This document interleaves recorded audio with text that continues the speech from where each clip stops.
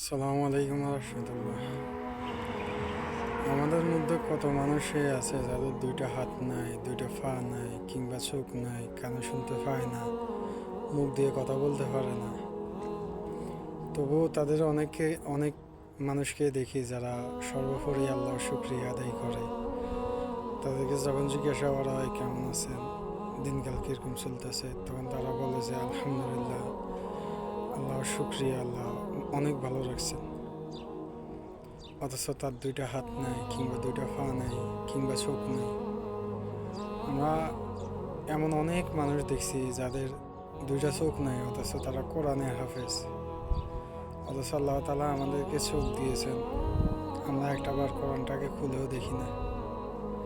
আল্লাহ তাআলা আমাদেরকে মুখ দিয়েছেন, অথচ আমরা একটা একটা কবে যে আমরা কোরআনটা খুলে পড়ছি সেটাও আমরা বলতে পারি না।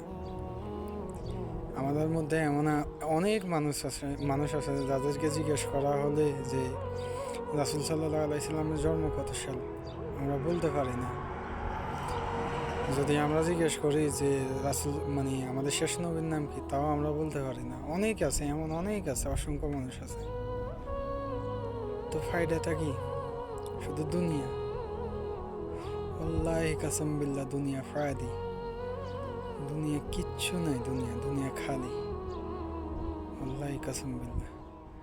দুনিয়ার পিছনে না ছোটেন, আল্লাহর পিছনে ছোটেন, দেখবেন যে দুনিয়া ও আখিরাত দুটোটাই আপনার পিছনে ছুটবে।